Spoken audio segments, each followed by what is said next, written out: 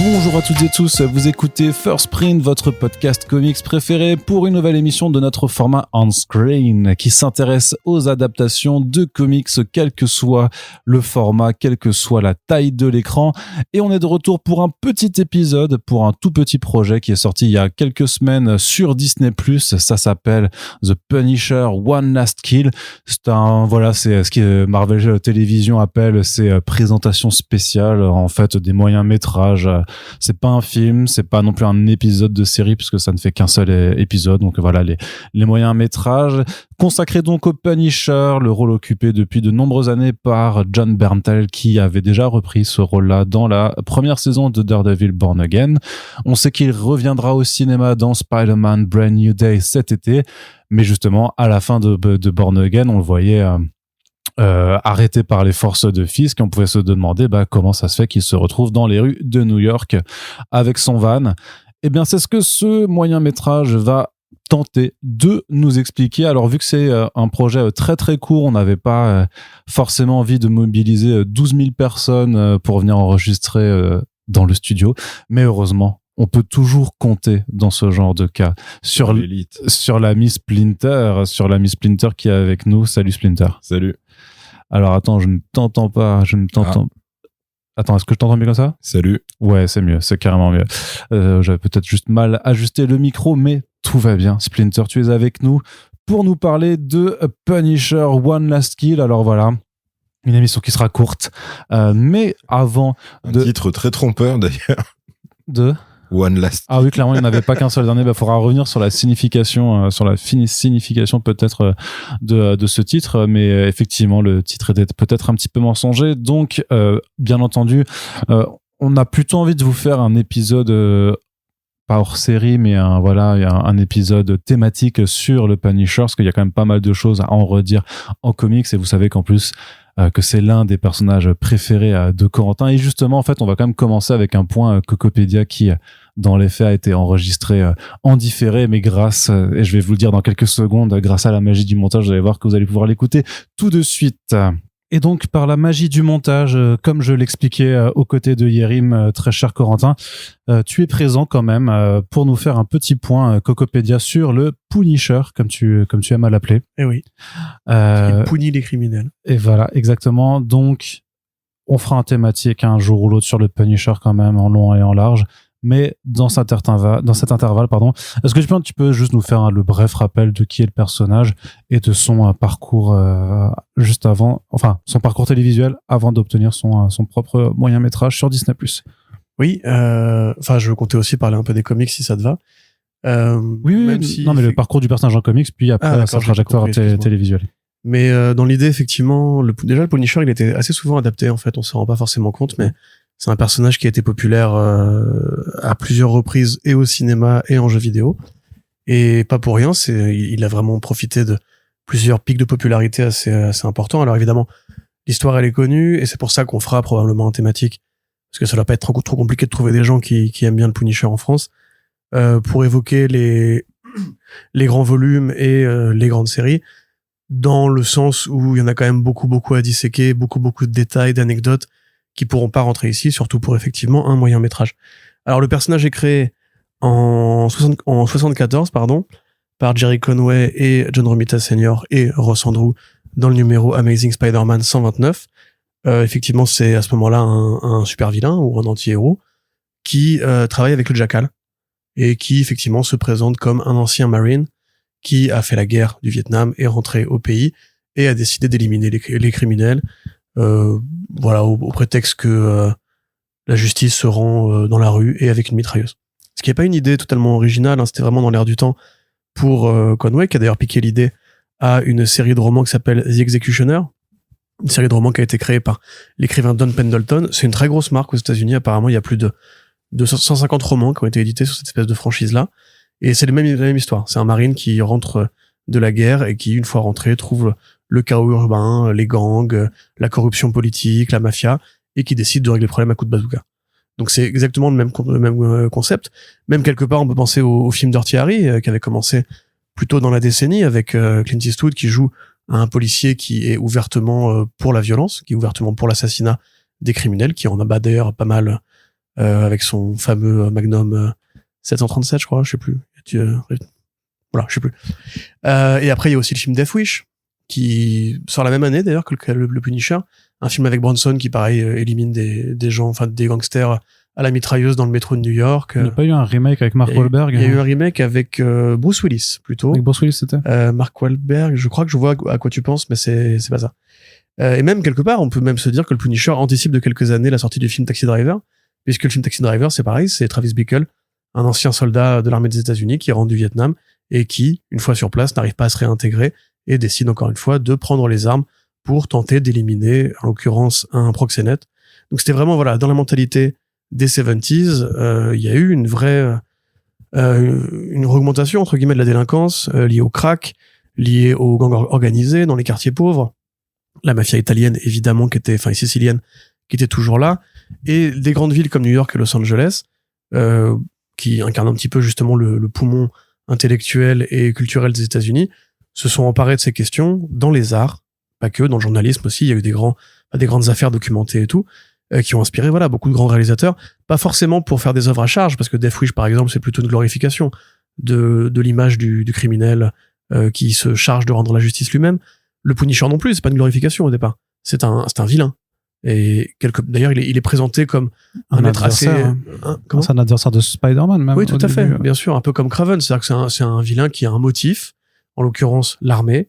Alors, pour l'anecdote, pareil, c'est Conway qui a imaginé le costume. Le crâne était plus petit, et c'est John Romita Sr. qui a décidé d'augmenter la taille du crâne, qui lui a donné ce plastron iconique. Et immédiatement, effectivement, on a un personnage qui n'est pas pensé pour avoir un spin-off dans la foulée. C'est un vilain de plus, comme il y en a plein d'autres, qui est plus nuancé, plus complexe et qui est intéressant. C'est un propos, en fait, une réflexion sur l'époque des soldats qui reviennent du front. Et de fait, la guerre du Vietnam, c'est encore un souvenir assez morbide pour beaucoup de citoyens des États-Unis. Elle a été extrêmement contestée. C'est pas une guerre qui impliquait directement les intérêts économiques ou territoriaux des États-Unis. Ils ont vraiment été pour empêcher l'URSS de conquérir le Vietnam et, entre parenthèses, pour empêcher les Viet Cong eux-mêmes de se libérer du régime qui était là avant. Il y a eu beaucoup de morts. Ça a été une guerre dans laquelle on a raflé beaucoup aussi.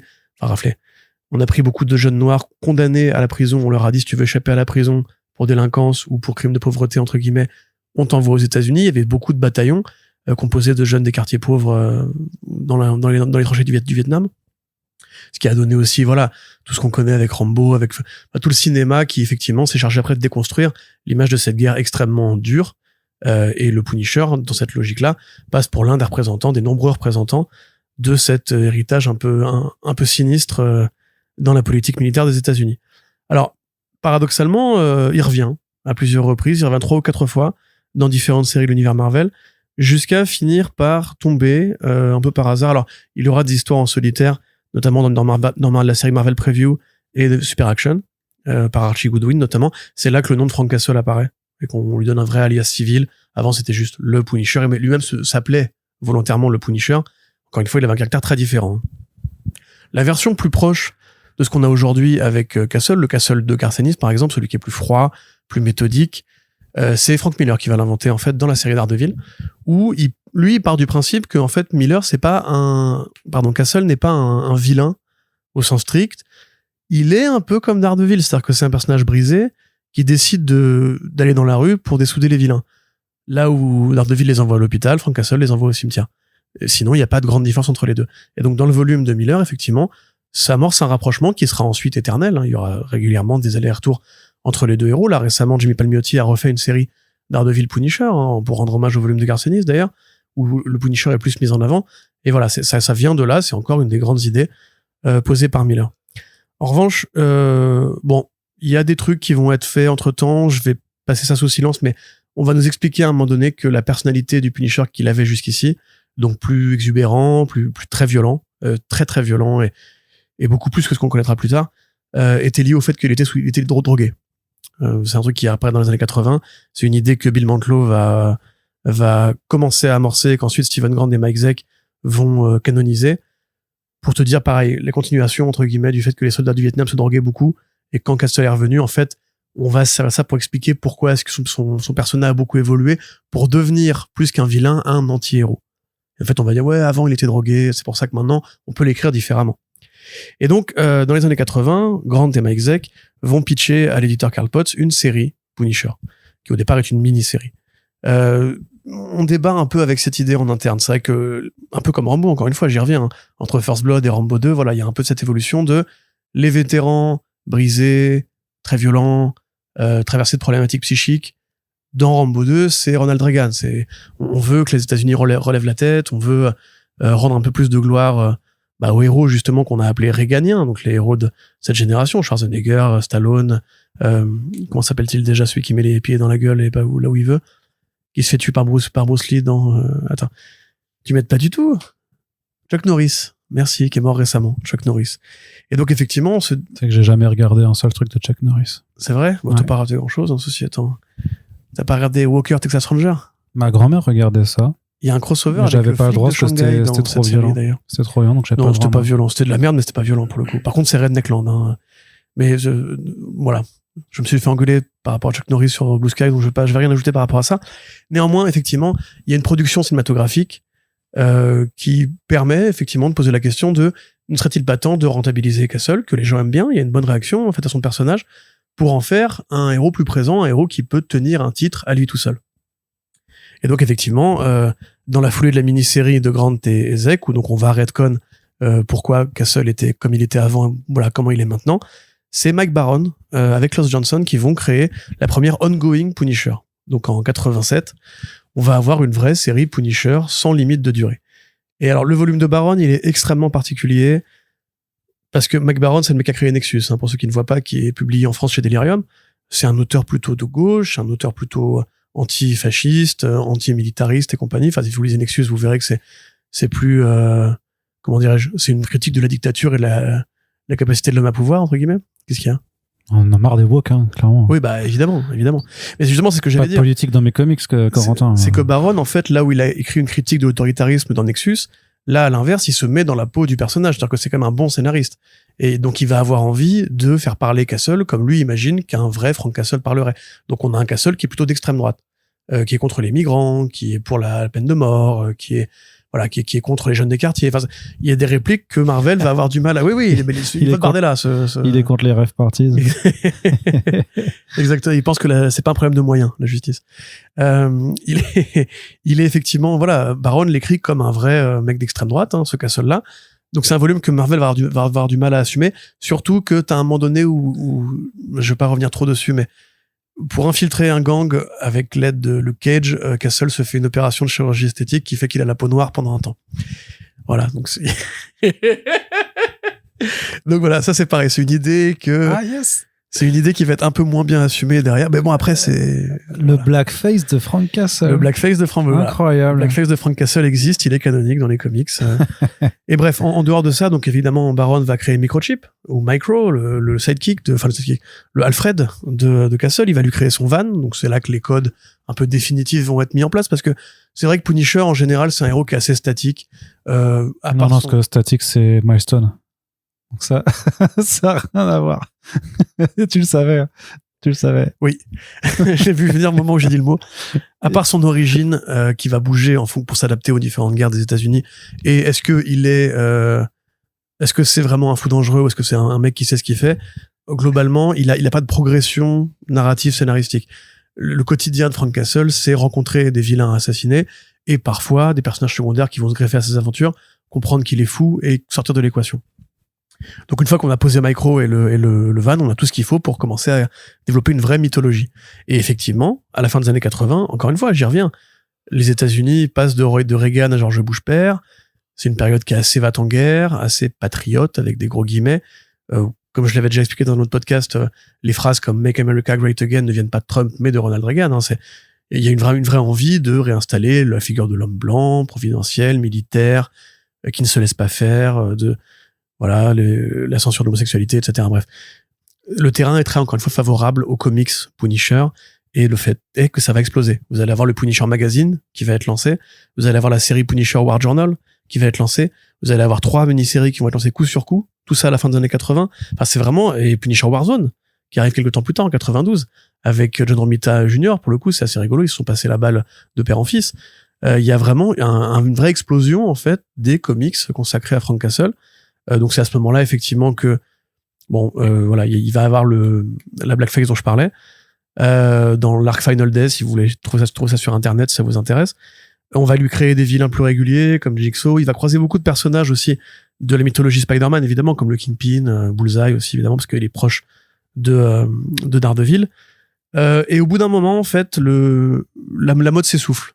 C'est-à-dire que là où Castle était quand même un personnage qui était adapté à la fin des années 80, le milieu des années 90, on a beaucoup, en fait, de militaires, de soldats, on a beaucoup de robots, on a beaucoup de personnages plus edgy, plus noirs, plus cyniques, plus désabusés, plus violents, hein. Les années 90, c'est l'ère de la violence.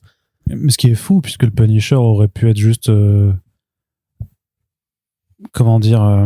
amélioré, enfin enhanced, tu vois, par rapport à ça, parce qu'il a des flingues, il aurait pu avoir juste plus de douilles et plus de poches à munitions. Ça en partie arrivé, je veux dire, dans Warzone, il a des flingues de plus en plus gros et tout, mais c'est vrai qu'effectivement, en comparaison de... C'est pourquoi il passe de mode dans une période qui était tout à fait propice pour ce type de personnes. Parce que je pense qu'il y a eu beaucoup de nouveautés. Tu parlais de Milestone, c'est vrai que c'était une nouveauté. Il y a eu les personnages de Image Comics aussi, je veux dire. En comparaison de Spawn, ou en comparaison du Midnighter, en comparaison des héros Wildstorm en général d'ailleurs, ou des héros de Rob Liefeld, le Punisher, c'est un enfant de cœur, hein. C'est-à-dire que chez l'univers sombre de McFarlane, c'est de l'horreur quasiment. Genre Spawn, il dessoute des pédophiles, il est obèse et compagnie. Enfin, c'est beaucoup plus exagéré. C'est beaucoup plus une critique vraiment sous acide des États-Unis des années 90. Et donc Castle, ça commence à être un peu le héros à papa quelque part. Et puis aussi la cause militaire qui était encore assez proche de l'époque. La guerre du Golfe, c'est pas un très bon souvenir non plus pour les États-Unis. Elle laisse pas des vétérans très glorieux. Donc pour rappel, c'est quand George Bush père décide d'envahir de sauver, j'ai oublié, le Koweït pour le protéger d'une invasion de Saddam Hussein. Voilà, pensez au nombre de films que vous connaissez par rapport à cette guerre-là. Elle a pas été très médiatisée, elle a pas laissé un souvenir particulièrement brillant un bel héritage. Les États-Unis sont pas très fiers d'eux, ils savent très bien pourquoi ils ont été faire la guerre. Ils ont été faire la guerre pour le pétrole, ils ont pas été faire la guerre pour le Koweït ou pour les ressources du Koweït. Et donc effectivement, on commence à faire des trucs plus vénères à cette période-là. Castle, lui, avec le Vietnam, ça nous paraît de plus en plus loin.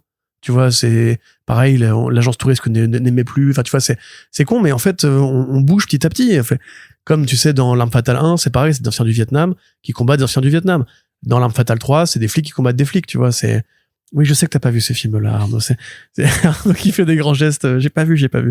Bref, et donc finalement, Marvel annule beaucoup de la production du Punisher. On va quand même avoir quelques essais qui vont être faits, notamment chez Marvel Edge, un label dont on parle d'ailleurs assez peu. Qu'est-ce qu'il y a? Marvel Edge, 95-96, tu sais, c'est le label qui était là juste avant Marvel Knights, qui était une façon, justement, le nom est très bien choisi d'ailleurs.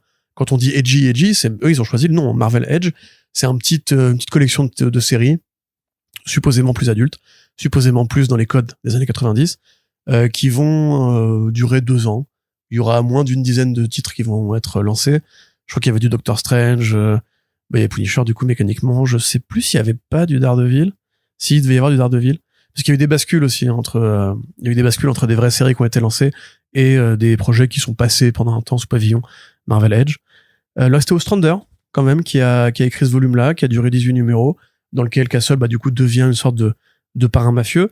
Et après, il y a Golden qui passe pour amorcer la période Marvel Knights, avec Christopher Golden, qui est donc l'un des scénaristes principaux de la saga des comics Hellboy, qui passe dans la foulée pour faire Punisher Purgatory, dans une autre continuité, où là, Castle, en fait, est mort. Et en fait, devient un agent un tueur à gages pour le compte du paradis et des enfers. Un peu comme Archangel 8, tu sais, la série d'Iowa Studios, où, pareil, t'as un ancien militaire qui devient, littéralement un exécuteur pour le paradis. Là, c'est la même chose. Et ensuite, voilà, les affaires sérieuses reprennent.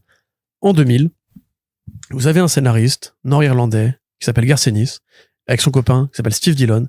Ils viennent de faire Preacher, ils viennent de faire Hitman chez DC Comics, et ils ont, eux, une passion dévorante pour les gens qui ont des armes à feu. Garcenis, il a grandi avec les comics militaires, avec Sergeant Rock, avec Weird War Tales et compagnie, avec la guerre de Charlie de Cole Cocoon.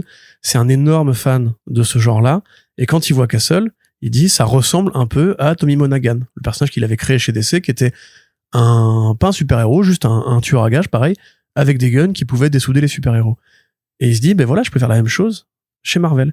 Et donc, il débarque sur la série Punisher en 2000, pour ce qui est au départ une maxi-série, qui deviendra ensuite une longue série régulière de 37 numéros, en majorité par Ennis et Dillon. Et comme c'est vraiment un projet sœur frère de Hitman, c'est vraiment une comédie noire. C'est Castle qui arrive et qui s'entraîne avant de faire The Boys pour mettre beaucoup de vannes sur les univers de super-héros, un personnage qui dessoute tout et tout le monde, des blagues sexuelles, des blagues de gros, des blagues de pisse, des blagues de bite. Enfin, c'est de l'humour de sale gosse très énervé, et d'un scénariste dont on savait très bien déjà à l'époque que ce serait l'une des stars de demain, qui a enfin trouvé un véhicule chez Marvel, parce que quand on regarde bien, Garth Ennis a pas fait tant de projets que ça chez Marvel. De fait, il aime pas les super-héros, c'est comme ça, qui peut enfin s'exprimer. Et donc, on le laisse faire. On le laisse tellement faire que, alors lui, pareil, il est fan de Dirty Harry, il est fan de Death Wish, comme Frank Miller, Garth Ennis est un grand fan de Frank Miller. Il finit par justement demander à pouvoir travailler un peu en dehors du canon de chez Marvel. Et donc là, on a de la chance, la ligne Max vient de se lancer, et on lui fait la mini-série Punisher Born, qui est un vrai récit militaire dans lequel en fait on explique que Frank Castle n'a pas attendu de revenir aux États-Unis pour péter un câble. Il n'a pas attendu que sa famille se fasse tuer sous ses yeux pour péter un câble. En fait, c'est la guerre qui a brisé son cerveau, au départ patriote et volontaire, pour en faire un mec qui a dû devenir le Punisher dans la jungle Viet Cong pour survivre. Et ça, donc, c'est une très bonne mini-série illustrée par Derek Robertson, le mec qui fera après les comics de Boys, et avec qui il ne parle plus depuis. Gros succès, et d'estime, et critique et commercial. Et donc, on lui dit, tu vas nous faire une série Punisher Max. Et là, on te laisse faire ce que tu veux, tu ne mets pas les super-héros si t'as pas envie de les mettre. Et donc, Garth Ennis fera ça. Il fera toute une continuité qui part du Vietnam pour aller jusqu'à... Est-ce que je peux spoiler Punisher Max? Non. Oui. C'est compliqué, non? Parce qu'il y a beaucoup de gens qui l'ont pas découvert. Disons que, je sais pas, parce qu'il y a quand même eu 4 omnibus du Punisher de Garth Ennis, et il me semble que tout Punisher Max... Ah bah, toujours, c'est 22 numéros, Punisher Max. La série principale, après, il y a les spin-offs et les préquels, mais... Bon, on va dire que, sans vous spoiler, il y a une fin. Voilà, il y a une fin à l'univers de Punisher Max par Garth Ennis, qui est pas la fin de la série Punisher Max d'ailleurs, parce que Marvel relancera ensuite Punisher Max avec Jason Aaron, donc tout va bien dans le meilleur des mondes. C'est le meilleur volume qui a jamais été fait sur Frank Castle, c'est l'équivalent du Daredevil de Frank Miller, c'est là qu'il invente Barracuda, c'est là qu'il pose les bases effectivement de son espèce de cycle vietnamien, qui sera complété ensuite par Platoon et par Fury Max qui est un chef-d'œuvre absolument intemporel. Parce qu'il y a Nick Fury dans l'univers Max, c'est le seul personnage Marvel que Ennis a consenti à insérer. Donc il faut lire ce projet-là, qui a pareil enfanté aussi Punisher Soviet, qui est un spin-off qui a été tombé relativement récemment. Et voilà, et souvent Garth Ennis va être ensuite rappelé pour faire des numéros spéciaux, pour faire des bonus. C'est pas un volume d'extrême droite pour le coup, pas du tout, parce que si on regarde bien, il y a le Punisher va aussi tuer des suprémacistes blancs. Dans cette BD-là, il va tuer Hatemonger, notamment, qui est un électeur commun du mouvement MAGA, on va dire, et le Punisher le dessoude, et il y a pas de doute sur les convictions de Castle. Castle veut tuer les criminels. Et c'est tout. Il y a pas de je suis de droite, je suis de gauche, il y a pas de je suis plutôt pour les droits des trans ou pas, c'est ce qui intéresse Castle, c'est tuer les criminels. C'est une machine, c'est un véhicule de guerre. Il a encore ses convictions de soldat. Il est capable de prendre en pitié certains personnages, c'est vrai, mais le reste du temps, c'est un homme qui traverse la nuit, un fusil à pompe planqué sous l'imperméable, il croise un criminel, il le défouraille, il fait une blague éventuellement, et c'est terminé. Voilà.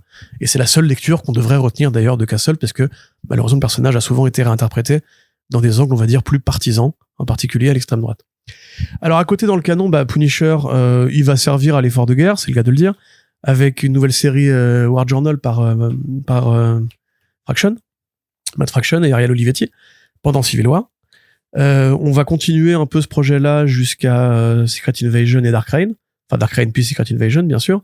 Et à côté, il y a Greg Rucka, qui va reprendre les commandes du personnage et qui va être le premier à faire une retcon pour nous expliquer que c'est trop loin maintenant la guerre du Vietnam. Il faut commencer à considérer que Castle est un vétéran de la guerre du Golfe. La première guerre du Golfe, donc celle qui a eu lieu avec George Bush, père. Ce qui change pas grand-chose au demeurant. Voilà. On peut peut-être justement distinguer le côté... maintenant, Castle n'est plus un anticommuniste, mais ça a jamais vraiment été un anticommuniste, de toute façon. Je continue un peu. Alors, pareil, très bon volume, celui de Greg Rucka, évidemment. Donc, à côté, là, on a donc la périphérie Max avec Aaron, la périphérie Rucka, quelques séries occasionnelles. Il y a Franklin Castle aussi, qui sort à ce moment-là, que était rigolo. Franklin Castle, c'était marrant. C'était une sorte de Frankenstein Castle. Voilà. Cette avalanche de détails vous ravit. On fera un podcast thématique, je suis désolé. Voilà. À côté, donc, il devient membre des Thunderbolts chez Daniel Way et Steve Dillon qui retrouve Castle à ce moment-là. Un volume que j'avais évoqué dans les grandes largeurs quand on avait fait le podcast sur les Thunderbolts. Donc, vous pouvez aller réécouter si vous voulez la description complète de l'intrigue. Et ensuite, et c'est là un petit peu que moi j'avais commencé à lire du Punisher en mensuel, nous avons en 2014 la série de Nathan Edmondson et Mitch Gerads pendant la période All New. Une très bonne série d'ailleurs, pareil que République avait adoré à l'époque, où vous avez Frank Castle qui combat les cartels en buvant son petit café. C'est vraiment un très bon projet qui est écrit, enfin, je sais plus ce qui est devenu Nathan Edmondson, mais c'était une des nouvelles voix entre guillemets du mouvement All New, il a fait du Black Widow aussi. C'est le mec qui était c'est le créateur de Who is Jack Ellis, pour ceux qui voient pas, qui est un super polar indé, qui avait gagné des tonnes de prix quand il était sorti. Et je crois qu'il avait fait aussi soit une carrière dans le journalisme, soit une carrière dans le caritatif. Mais globalement, voilà, c'est un gars qui a un peu disparu depuis. Et ce tome-là était génial. C'est aussi un peu avec ça qu'on avait tous découvert Mitch Gerads, qui avait fait un super taf à l'époque. Donc voilà, un très bon projet, plusieurs bons projets d'affilée en l'occurrence. C'est vrai que c'est ça qui est intéressant, c'est qu'en fait Castle a souvent eu des très bons scénaristes, des très bonnes équipes créatives et des très bonnes histoires. Vous réécoutez le podcast depuis le début, vous verrez les noms que j'ai dit, il y a quand même souvent des pointures qui sont passées dessus. Et ça s'est pas arrêté là, évidemment, puisque alors pour le canon, évidemment, dans le canon, Castle s'allie avec Hydra dans Secret Empire. Encore une fois, une petite bascule à l'extrême droite.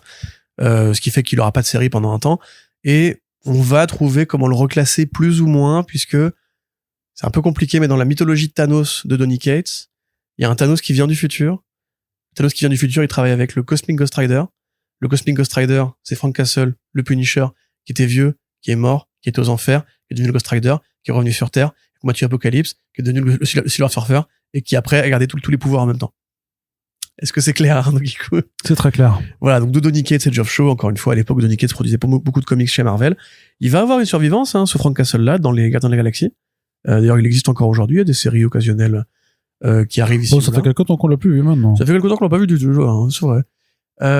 Et du coup, en parallèle de tout ça, c'est la fin du premier cycle Punisher. Pourquoi je dis ça? Parce que la raison pour laquelle Frank Castle est passé dans le camp de l'Hydra dans Secret Empire, c'est qu'il s'est passé aussi des choses dans la vraie vie qui ont fait que on a eu du mal à avoir de nouveaux comics Punisher, sauf ceux de Garcenis, qui avait une sorte de label ça compte pas de ta gueule, pendant un temps. La réalité, c'est que vous avez un sniper des États-Unis, c'est paradoxal, mais voilà, qui était en Afghanistan pendant l'invasion de l'Afghanistan, qui s'appelait Chris Kyle, qui je crois a le record de tirs réussis pendant ce conflit-là. Donc c'est un très très bon sniper, bravo à lui, qui était un gros fan des comics Punisher et qui du coup était connu pour en faire la publicité. Il avait le logo de Frank Castle sur le casque. Ce mec-là est devenu un héros de retour au pays pour son efficacité au combat, ses propos patriotes et la façon dont il vendait un petit peu la posture de soldat. Les républicains se sont beaucoup emparés de lui pour en faire justement un peu leur Captain America quelque part. C'est la réalité rattrape la fiction. Et Kyle, il se trouve qu'effectivement c'était aussi quelqu'un qui tendait plutôt beaucoup à l'extrême droite. Beaucoup. Donc, cette espèce d'héroïsme un peu emprunté a fait que l'image de Kyle s'est beaucoup répandue dans les mouvements pro-armes, notamment au sein de la NRA, dans les marques aussi qui utilisent une imagerie qui utilise son imagerie pour vendre du merch dans les boutiques de flingues aux États-Unis. Donc, c'est à ce moment-là que vous voyez apparaître beaucoup de mecs dans les rallyes NRA qui portent le logo du Punisher. Ou le logo du Punisher avec le drapeau américain à la place du blanc du crâne. C'est aussi là que effectivement vous avez des mouvements un peu en anticipation du Trumpisme, comme Unite the Right, ou comme les manifestations à Charlottesville, ou le Ku Klux Klan, qui pareil commence à défiler, et on trouve après les défilés des tracts où il y a le logo du Punisher. Voilà. Vous avez aussi dans la vraie vie, pendant le premier mandat de Trump, des flics, enfin des policiers qui se mettent des pins Punisher ou qui taguent le Punisher sur les portières de leur bagnole. Parce que voilà, le Punisher, il combat les criminels, et il fait pas de pitié, etc., etc. Donc l'image du personnage, et en France aussi, c'est arrivé bien sûr, attention. Du coup, l'image du personnage est en train de s'associer avec des trucs compliqués à encaisser, compliqués à gérer. Il y a littéralement du merch Go Home Migrants avec le logo du Punisher qui est vendu légalement dans les boutiques de flingues aux États-Unis. Vous avez littéralement un héros de guerre entre guillemets, mais qui est aussi un énorme faf, qui est un gros fan du Punisher. Et dans American Sniper, le film de Clint Eastwood, on le voit lire un comics Punisher. Enfin, il y a quand même beaucoup de trucs qui s'accumulent et qui font qu'effectivement, il devient un peu trop problématique pour être vendu dans les commerces aux côtés de Spider-Man et de Hulk, quoi. Donc Marvel est un peu embêté, pour le dire clairement. Ils avaient commandé à l'époque une série Punisher vs Barracuda par Ben Percy, qu'ils ont dû annuler entre-temps. Elle a été sollicitée, elle est jamais sortie dans la foulée. Parce que effectivement, et alors à l'époque, moi j'avais la chance d'en parler avec Mark Waid, dans une interview qui n'est jamais sortie malheureusement, qui m'avait dit Marvel, ils savent pas quoi faire. Et ils font des réunions édito pour dire est-ce qu'on fait comme si on s'en battait les couilles, parce que ça a toujours été un problème. Je veux dire, le Punisher, c'est le héros pro-flingue de chez Marvel. C'est un héros, techniquement. Il a combattu dans le camp des héros, il combat les criminels, c'est un héros. C'est un anti-héros, mais il est pas classé dans le camp des vilains. À chaque fois qu'il y a une tuerie aux États-Unis, ça avait posé problème à la série Netflix du Punisher. Marvel se pose la question de comment communiquer autour de ça. Parce que techniquement, ils font la promotion des mecs qui prennent les armes pour aller éliminer ce qu'eux considèrent comme étant un problème. Et ben là, on est à un point de rupture où en fait, la maison des idées ne sait plus quoi faire du personnage. Donc ils le mettent sous cloche en attendant de voir ce qui se passe.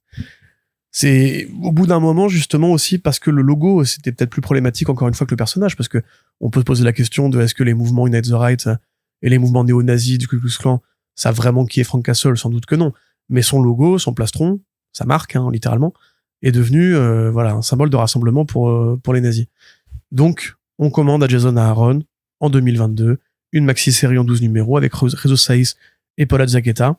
Le but de cette série, c'est casser le Punisher. Il faut que les gens comprennent que c'est un vilain, il faut que les gens comprennent que c'est un monstre, et il faut qu'on enlève ce putain de logo de merde. Et surtout aussi que malgré la tragédie familiale qui lui est arrivée, c'était quelqu'un qui était de toute façon tordu en fait, et donc à qui on ne peut pas trouver de justification dans la tragédie pour expliquer ce qu'il fait. Absolument, ce qui avait déjà été canonisé par Garcenis déjà dans d'autres séries qui étaient sorties avant. Je crois que c'était Tiger Eye qui avait fait, où il revenait sur la vie de Castle en Vietnam, et pour montrer qu'effectivement il avait toujours été il était foutu dès le départ. Mais là, et Aaron enfonce le clou en disant en fait depuis qu'il est enfant c'est un psychopathe. Oui, et puis et ça allait pas avec sa femme, et de toute façon il allait se faire quitter, et donc voilà, enfin il y a vraiment t'as plus aucune raison de pouvoir trouver de l'empathie à son comportement. Et quand le personnage quitte la série, on va dire qu'il y a pas de doute sur la réalité de héros ou vilain. En l'occurrence, ça met fin au débat. Sinon qu'il y a 2 pages un peu lâches où Marvel se dit bon, on va quand même pas le faire se suicider, ce qui aurait été une piste logique à mon sens.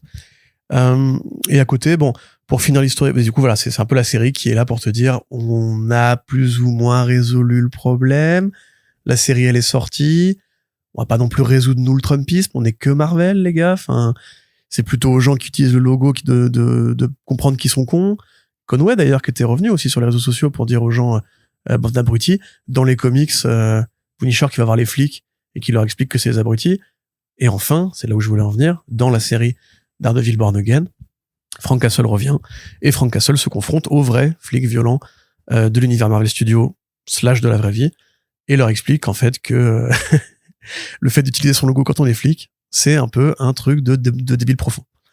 Et donc là, voilà, Marvel Studios a eu quelque part les baloches d'assumer ce truc-là.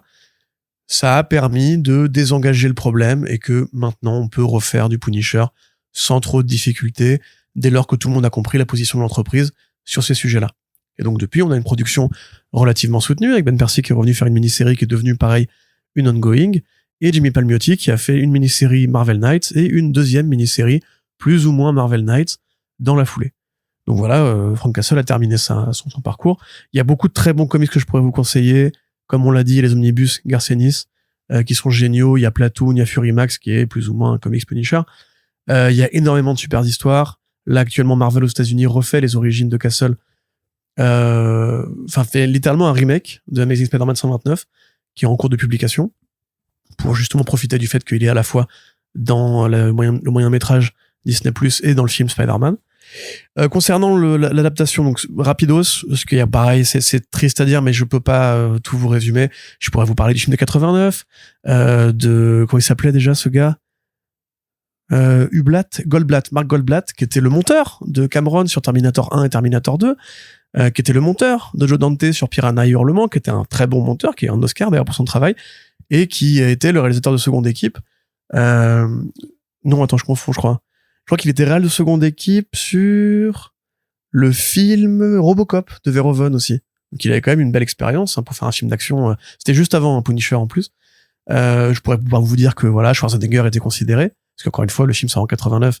On est en plein dans le pic des films de Schwarzy. C'est Musclor qui aura le rôle. C'est Musclor, c'est Dolph Lundgren effectivement qui finira par avoir le rôle dans un film que finalement assez fidèle à ce qu'était le Punisher à l'époque. Ceci étant, tourné pour 10 millions, il en rapportera 30. Plutôt un classique de VHS dans la foulée. Voilà, il y a pas grand chose de plus à dire. Enfin, il y a plein de choses à dire dessus, mais on va aller vite. Il y a eu aussi un film en 2004 avec Thomas Jane et John Travolta, qui était fait par le scénariste du film Jumanji, qui a aussi scénarisé le Armageddon. Comment il s'appelle déjà? Jonathan Hensleigh, je crois que c'était. Hensleigh, ouais. Exactement, qui a aussi écrit le Armageddon de Cameron et Die Hard 3. Quand même, hein. Il y a pas que des petits gars qui passent sur Punisher. Et il y a Punisher Warzone avec Ray Stevenson, le regretté Ray Stevenson de la 13e Légion. 13e Légion? Non, attends. Ça, c'est l'aigle de la 13e Légion? Oh là là, mais République va me tuer. Bref, le mec de Rome. Dans un film de cette dame qui s'appelle... Les gens hurlent la réponse dans leurs oreillettes. Punisher Warzone, Arnaud, aide-moi vite. C'est une réalisatrice qui est sympathique et connue et qui a fait le film. Lexi Alexander. Merci, Lexi Alexander, absolument. Elle devait pas faire Wonder Woman à un moment. Elle devait faire Wonder Woman, effectivement, ouais. Et bah voilà, c'est un film plutôt sympa aussi. Enfin, les films Punisher en global sont plutôt sympas. Hein. Encore une fois, c'est pas un personnage qui est compliqué à adapter parce que c'est celui qui ressemble le plus aux gens de la vraie vie. Il y a pas de costume, il y a pas de gens qui tirent des lasers avec les yeux. C'est facile à faire avaler au grand public. Lexi Alexander qui a fait le film Hooligans, hein, pour ceux qui voient pas, qui est un super film avec Elijah Wood, je crois, et le mec de Sons of Anarchy. Super film. Matez-le si vous pouvez. Même si vous aimez pas le foot, c'est hyper bien. Et qu'est-ce que j'oublie du coup? Bah, elle a fait un épisode d'Arrow aussi. Ah ouais? Ouais. C'est dingue ça. Un seul. Waouh. Et un de Supergirl. Après, Joe Dante a fait des épisodes de Legends of Tomorrow, donc on ne critique pas. Il y a eu le jeu aussi, PS2, qui était écrit par Garcenis. Il y a eu un jeu Capcom sur borne d'arcade qui était excellent. Tu peux lancer des grenades et tout, qui était un beat'em all à l'ancienne, façon Teenage Mutant Ninja Turtles Shredder's Revenge, qui a été compilé d'ailleurs, je crois, relativement récemment sur les stores en ligne. Donc vraiment une grosse existence pour Frank Castle. C'est l'un des personnages paradoxalement les plus adaptés chez Marvel. Plutôt Metal Slug que TMNT quand même, non? Non, t'avais un axe Z. Tu pouvais monter vraiment à la Streets of Rage entre guillemets. D'accord, okay. Sauf que t'avais des flingues, des Kingpin et tout, tu pouvais tuer, etc. Enfin, c'était génial. Ce jeu est merveilleux. Faites-le. C'est aussi les mecs qui ont fait Alien vs Predator, le jeu vidéo en beat'em all. C'est une super équipe. Ils ont aussi fait Cadillac et Dinosaur, d'ailleurs, qui est aussi une adaptation de comics basée sur Xenozoic Tales. Oui, Arnaud qui me fait, j'espère que j'accélère. Voilà. Donc, c'est l'histoire du Punisher. On ne rentre pas dans les détails. Il y a beaucoup d'autres choses à dire. J'appelle de mes vœux tout podcasteur en herbe qui voudrait participer à un épisode plus complet sur le sujet. Et voilà, quand même, Greg Rucka, Garcenis, Mac Baron, voilà, c'est pas le meilleur volume, mais il existe. John Romita Jr., John Romita Senior, Jerry Conway. Qu'est-ce que j'oublie? Jason Aaron encore. Et voilà. Beaucoup de grands scénaristes, beaucoup de grands comics, Frank Miller évidemment, qui ont travaillé, et Brian Bendis, qui ont travaillé sur le personnage. Un personnage qui, on peut se mettre d'accord pour dire qu'il est très intéressant, il a produit de très bonnes histoires, sans forcément être d'accord avec lui. C'est un peu le principe de la fiction aussi. On peut adorer un personnage, même si c'est un enfoiré, parce que c'est pour ça que c'est fait, les films et les séries. Et donc, ah oui, la série Netflix. Bon, série Netflix, alors, Punisher apparaît dans Daredevil saison 2, il est bien, c'est John Bernthal, on l'aime tous, c'est le meilleur mec de sa génération. Le projet marche bien au point de valider un spin-off dans lequel il y aura Karen Page d'ailleurs, avec Jigsaw et Arnaud, tu vas le dire, attention. Russo. Voilà. Et puis le personnage disparaît, tout simplement. Parce que l'ère Netflix s'arrête, c'est la suite d'un conflit entre Marvel Television qui était à l'époque piloté par Isaac Perlmutter. Non-reconduction des droits, tout simplement, puisque quand Disney décide de lancer Disney+, et d'avoir sa propre antenne Marvel Studios, en fait, ils veulent plus que Marvel Television existe. Donc, Marvel Television est fermé. L'accord entre Marvel Television et Netflix est entériné. Et le truc, c'est qu'il y a une clause de non-utilisation des personnages qui doit durer 3 ans. C'est pour ça que pendant 3 ans, on n'aura plus personne. Et ça, c'est en 2017. C'est en 2017. 2019, du coup. 2019. Attends. Ouais. Parce que du coup, la série Punisher, c'est quoi, c'est 2015?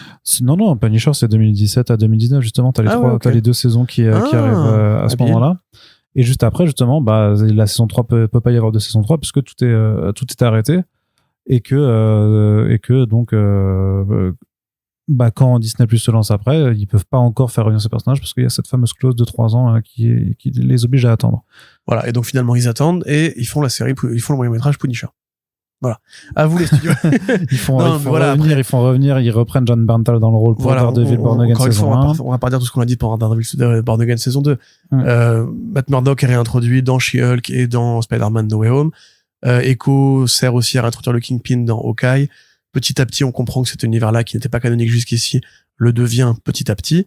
Et évidemment, c'est pas idiot du tout de faire Frank Castle. Donc, ils le réintroduisent dans Born Again saison 1. Il n'est pas là pour Born Again saison 2. Et parti, voilà, vivre ses propres aventures de son côté. Un moyen métrage, alors, pour la production, c'est réalisé par le gars avec qui John Bernthal avait fait la série We Own This City, de David Simon. Bernthal qui coécrit et qui coproduit ce moyen métrage là. Alors on comprend bien que c'est lui qui a un peu poussé pour avoir sa petite enclave Punisher un peu en autoproduction, parce que le produit, on pourrait être d'accord ou pas sur la qualité, mais ne ressemble pas forcément à ce qui se fait en norme chez Marvel Studios, même au niveau du format. Les moyens métrages, ça faisait un bail depuis le Werewolf by Night qu'on n'en avait pas eu. Voilà, bon, les conséquences utiles, je vous en parlerai, mais le fait est que c'est aussi pour Marvel Studios une façon de garder John Bernthal, qui reste quand même toujours ce mec que tout le monde adore, qui est régulièrement en honneur de santé à Hollywood, qui a bien profité de la série The Bear aussi, et de ses petits caméos ici ou là, qui est aussi un produit Disney, hein, c'est pour ça que je le mentionne. Donc voilà, c'est, à défaut d'un film, une publicité aussi géante pour le film No Way Home, Brand New Day, qui arrive cet été, dans lequel il y aura Frank Castle, et son van, pour le coup, il aura enfin son putain de camtar. Voilà, probablement vous allez pas pouvoir parler du scénario et des détails et compagnie. Je pensais faire 20 minutes, je fais combien là du coup? 40. Mais tu m'as demandé aussi là. Moi je comptais m'arrêter aux comics. Ouais. Tu m'embêtes. À vous les studios. Très bien, on va reprendre avec Yerim. Et donc voilà, maintenant on est de retour en compagnie de Splinter qui ne nous a pas quittés. J'ai bien aimé le moment où Corentin il a dit que c'était grâce au Punisher qu'il était devenu fasciste et tout. Machin. Ouais, c'est en même temps ça crée des vocations, c'est un personnage qui crée beaucoup de vocations, et bien sûr pour Corentin aussi, et c'est peut-être pour ça qu'on l'a pas amené dans ce podcast, parce qu'il il allait dire beaucoup de bien, il allait faire ah ouais, ça c'est mes racines. Et franchement, j'ai juste trouvé qu'à la fin c'était un peu dommage quand même avec le méchant, enfin avec l'autre, ce qu'il lui fasse, parce que je pense que voilà, on répond pas à la violence par la violence quoi, il faut combattre l'extrême droite sur le terrain des idées et dans les urnes, bien entendu. Une maxime que n'adopte pas justement le Punisher de John Bernthal. Mais on va commencer par toi. De toute façon, Yerim, puisque tu es l'invité, qu'est-ce que tu peux un petit peu me dire de ce que tu attendais de cet épisode spécial? Et après, on va dérouler parce qu'il y aura pas de partie sans spoiler ou avec spoiler. Suffisamment court en plus. Voilà, vu qu'on est pas de surprise non plus quoi. Voilà, on est que deux de toute façon. Donc, vas-y, c'est le Splinter Show.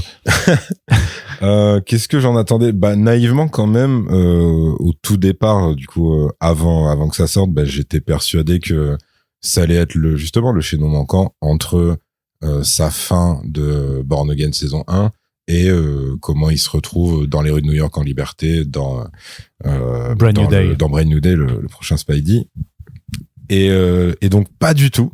C'est juste une histoire. Ouais, comme j'avais dit dans le bonus de Born Again saison 2, pour l'instant, c'est en dehors du temps et de l'espace. C'est-à-dire que...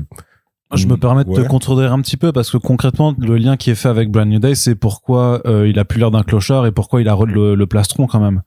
Tu vois, ouais, mais il l'avait à nouveau en fait à la fin de Born Again. Ouais, mais c'était pas exactement le même. Là, il a vraiment l'uniforme, on va dire classique, mais surtout il est équipé et surtout il est vraiment. Et il est déter. Je suis le Punisher. Voilà. Et il redevient un justicier punitif, puisque dans Daredevil Born Again, il était quand même toujours.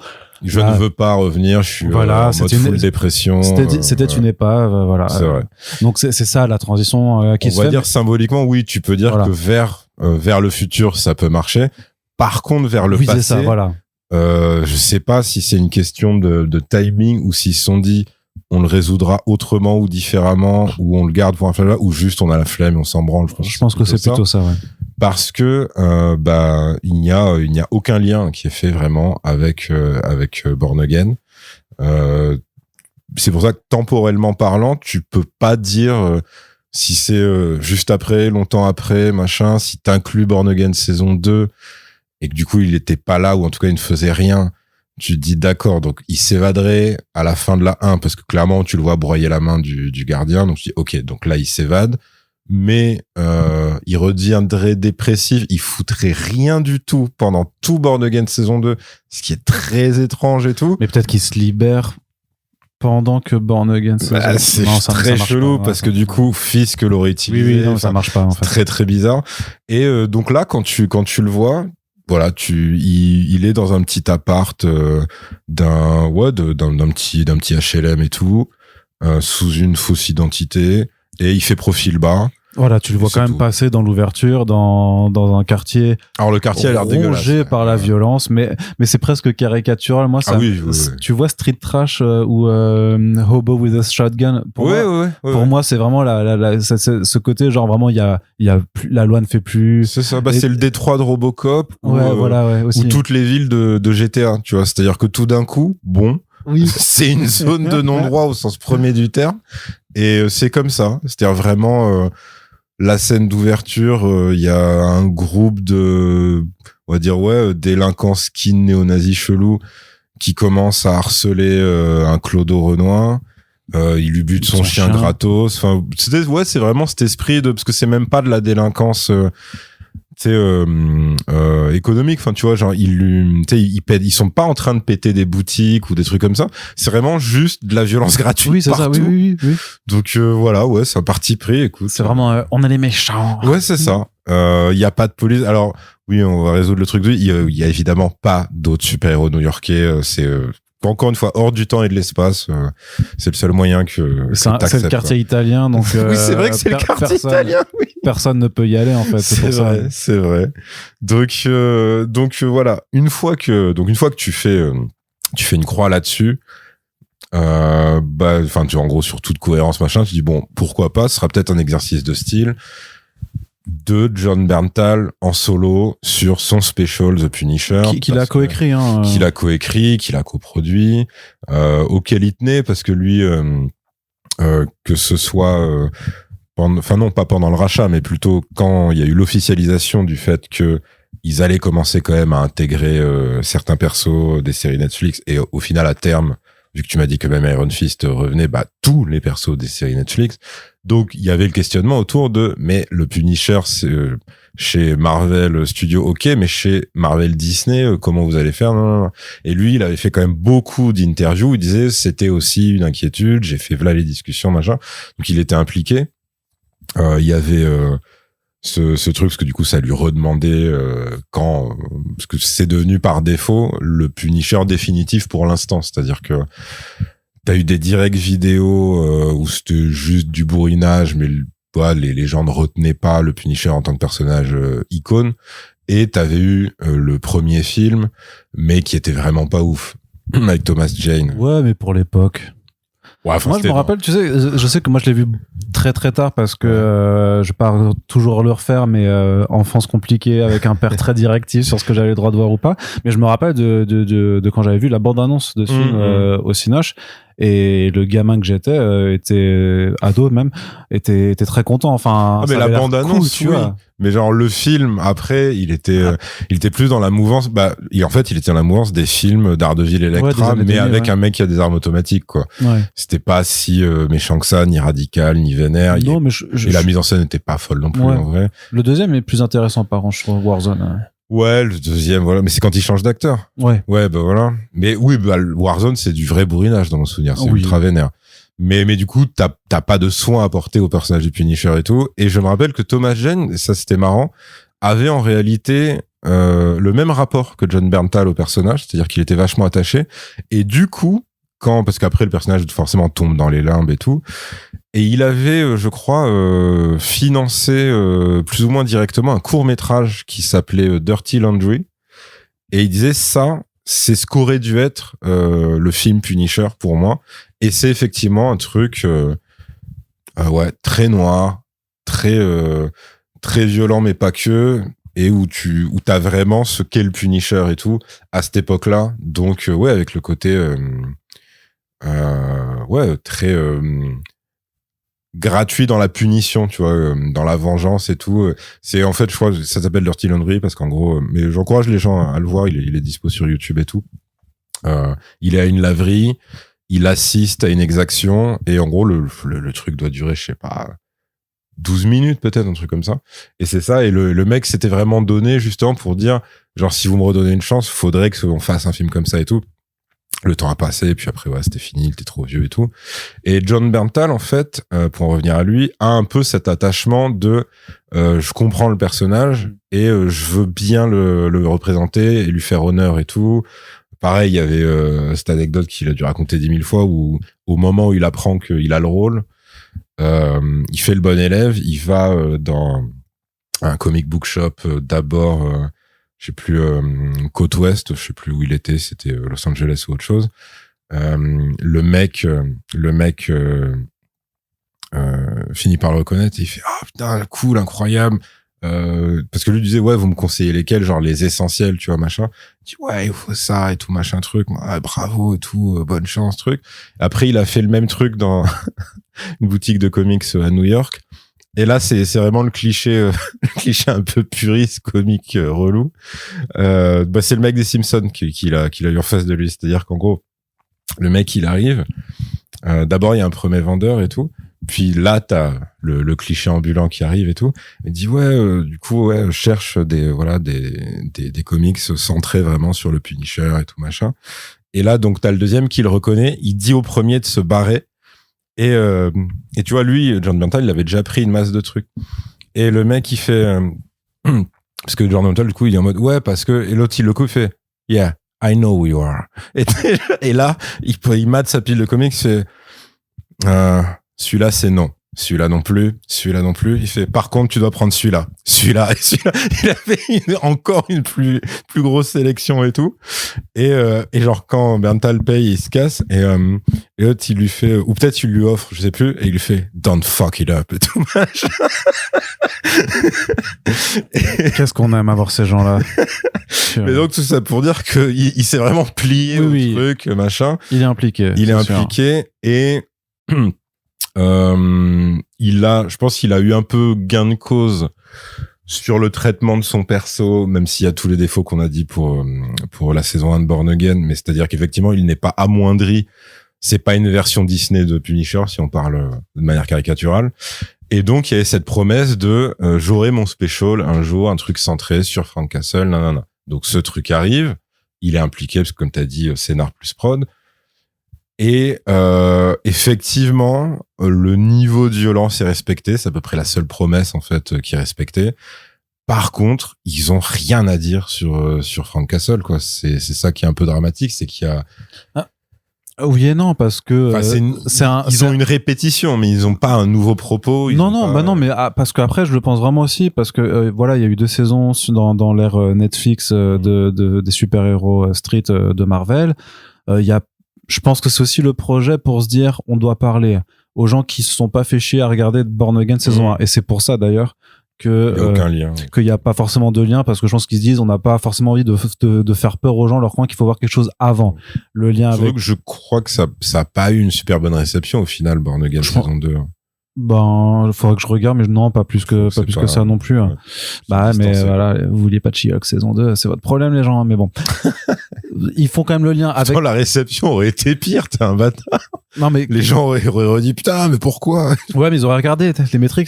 Parce qu'ils hate watch, en fait. Ouais. Mieux vaut avoir du bad buzz que juste que s'en foutre, dans la culture, tu vois. Mais donc, pour revenir juste à Bernthal, enfin, le Punisher revient après au cinéma, il y a beaucoup plus de monde qui vont aller voir Brand New Day. Clairement. Donc c'est pour ça qu'ils font c'est beaucoup plus malin de faire le lien avec le film que tout le monde va voir, avec la série que pas tout le monde ne va payer pour voir sur Disney+. Donc voilà.